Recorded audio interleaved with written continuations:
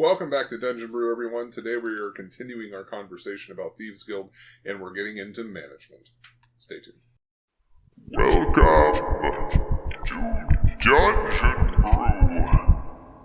Hey everyone, we are continuing our conversation about Thieves Guilds and how you run them.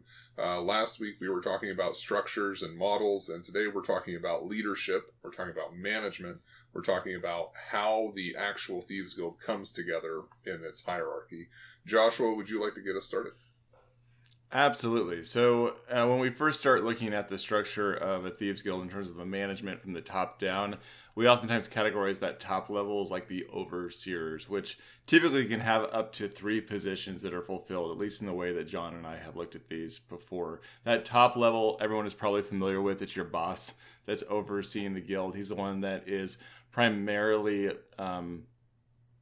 managing all the intricate aspects of essentially running an organization. He's the one that is shaking hands with people, behind the scenes. He has the right connections within the city, and he's filtering whatever needs to be done downwards through his undermasters or his lieutenants to make sure that the guild is functioning in the way that he envisions. And then directly beneath him is the undermaster. And this position isn't always necessary. Sometimes the boss just directly has lieutenants underneath him. But if not, he may have an undermaster that may be governing different satellite like guilds around the region or within the city, where they are managing the intricacies of that particular location and those that follow underneath him. And then after that would be the lieutenants. And I think this is probably the individuals that we see being engaging in most of the things within the guild. And sometimes the boss or even the undermaster isn't even necessarily seen. They're kind of hidden behind the scenes, at least from your players, for a long period of time before they actually come to unearth them or find them. But your lieutenants are the ones that are overseeing all of your masters, especially in your larger guilds. Right, and so talking about masters are basically that middle management position. They're the ones who are in charge of making sure that jobs are getting done, that profits are rolling in, everything is running smoothly. We have a total list of 10 of these, so we're not actually going to go through each and every one of these because in future videos we're going to talk about specific masters, the specific jobs that they do. So, for instance, a master enforcer is in charge of extortion, robbery, and kidnapping jobs. So we're going to do a video where we talk about extortion jobs and robbery jobs and kidnapping jobs and give you advice on how you can incorporate those jobs into the guild and make them useful and beneficial for your players and make them interesting and that type of thing. But Master Enforcer, that's one of my favorite roles. They're also in charge of keeping guild members in line and that type of thing. So they're kind of the muscle on the right hand of the guild master. And then another one is the Master Purser. And the Master Purser is the one who keeps track of the treasury, who is also very key in the guild master's eyes, just in terms of they keep track of money. They're keeping track of the value that is coming into the guild and making sure that not too much is leaving it. But they're also in charge of loan sharking jobs. So they're the ones who if you are an outsider coming in trying to get money, or you're a guild member trying to get a loan from the guild, then you would go speak with the Master Purser. And most GMs are probably familiar with the Master Thief, though I think that sometimes we use that as an all-encapsulating title for individuals that fulfill these different roles. But your Master Thief typically is the one that's finding vulnerable targets in the city, and they're in charge of burglary and larceny and pickpocketing jobs overall. My favorite master is actually the Master Warder, which I think is super underplayed in guilds. This is the individual that's in charge of the passwords and traps and other activities to keep the guild safe, and the one that should have his head on a chopping block every time your party breaks into the guild and starts taking shit from them or infiltrating them in some way. And we very rarely have the Master Warder I think in the story of our gameplay, but I love that role, honestly. Yeah. So after that, we get into recruitment, and recruitment are the individuals in charge of bringing in new recruits. I mean, they're the ones who are going out, finding talent, and bringing it back in. And there are 2 roles that fall underneath the recruitment. The first one is the conductor, and sometimes humorously called within the guild as the wet nurse, because they're the ones who are having to deal with all these new recruits. But they're responsible for overseeing new recruits, training, discipline, and that type of thing until they become members. And then after that, they fall underneath the realm of the taskmaster, which is another master that we'll talk about in a future video. So the conductor is the one who is handling just the new recruits, making sure that they're trained up and they're ready to go. And then the headhunter is the one that's actually going out and looking for new recruits. They work closely with the conductor and with all of the masters to locate the needed talent. So if the master of Veils is after a specific type of recruit, then they're going to let the headhunter know, so the headhunter can try and find people who are particularly talented in that regard.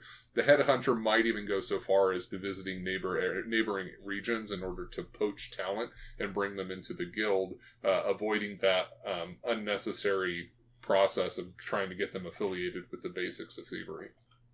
And then the final listing here in terms of leadership are going to be your new individuals that are coming in, which would be called like your rank and file. These individuals are like your members who have, come into the guild as like a worker or a soldier. I always think of these as like being the guys that your party might be fighting as they're coming into the guild or are infiltrating certain areas. They're just kind of following orders and meeting quota more than anything. Underneath them is the thugs. These are your muscle. They may be fighters too, or handling more physical tasks that are being given to them, or again, being guards that are being set up by higher members of the guild to protect particular assets for that guild. And then lastly is your recruits. And these are your individuals that I oftentimes think is they're on trial period.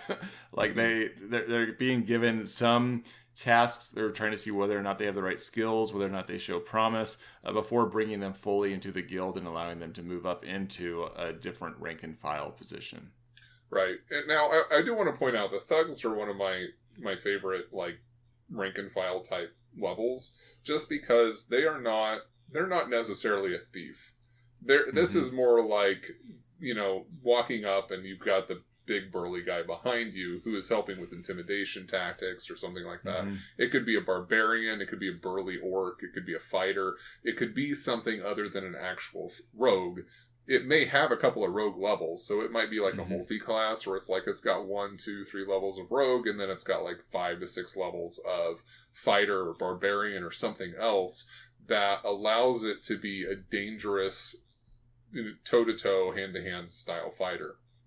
And I do want to point out a couple of things just in terms of leveling, because I think in terms of structuring your guild, it's going to be a little bit different depending on how populated your guild is. And a good rule of thumb is that your guild should be about 1 to 3% of the population for the location that they're in, and it wouldn't go beyond that at the most. So you have a small number of people, and when you have very, very big populations, then I would limit that to the district. So if you're talking, you've got some kind of mega city that's got 50 or 100,000 people, think about that in terms of how big the district is, and is how big the guild should be. But and I don't know if this is safe to say, maybe this is what you're going into, but in terms of like levels for different areas of the guild, I do think of it in terms of like just levels of gameplay where your players shouldn't be encountering certain levels of that leadership until they've reached a particular level. It's almost like tier 1, tier 2, tier 3, tier 4, moving up through these 4 different levels that we've outlined. Your bottom level might be like a level 1 to 3, but as you move up, you're going to see that 5 to 12, I don't have it in front of me, 5 to 10, and then like that 10 to 15, and then your bosses in that top tier are going to be your higher levels going up to 20. Yeah, and that's what I'm thinking of in terms of class levels. I mean, your guild master should always be a minimum of level 10, and they're probably only at that lower level of 10 if they're in a smaller town or something like that, or they're new to the position. Otherwise, most oftentimes the guildmaster is going to be higher all the way up through level 20. The people that are directly underneath him should be similar level, so they might be somewhere between 7 and 15. And this applies to the other overseers and the masters. And then the recruitment are usually level 5 to 10, and then your rank and file members are usually somewhere between 1 and 10, depending on exactly what role they fill. And I think this just shows a lot of respect for the guild and shows some integrity in it if you outline it this way as a GM. Because if your players come across a master at level 1 to 4 or even level 5, that should be a challenge to face a master who has spent so much of his life to acquire that position of leadership within the guild. And I think that's something that we sometimes overlook in the course of gameplay just to make an interesting story. And making sure that they're different. If you're talking about a combat style scenario, your master enforcer should be a force to be reckoned with, or your master warder. These are the ones who are primarily in charge of busting heads and keeping security. They're probably two of the most dangerous, if to not include the master assassin, of course. Whereas the master purser is probably nothing more than a bureaucrat who spends most of his time just counting coins in the office. So you have to kind of keep an idea of what roles they fill and what it is that they're handling within the guild themselves to determine maybe how much of a threat they actually are. Yeah, I absolutely love it. I hope that you guys are going to be as excited as I am to talk about these different master levels and the different roles that they have and the jobs that they provide for those that are meeting with them. John, what's our next video going to be about those? We're going to probably do one more before we get into that. Yeah, I think we're going to talk a little bit about the other entitlements that you get for members of the guild. So this might be ideas for perks that the players are going to get if they're joining a guild, the responsibilities that the players have in order to maintain good standing within the guild, and then just in general talking about loyalty of members of the guild and how that's maintained. All right, excellent. Okay, I hope you guys have enjoyed this video from Dungeon Brew. Be sure to hit the like button, leave us a comment, let us know what other things you'd like us to talk about specific to Thieves Guild, and we will see you all next time. Dungeon Brew.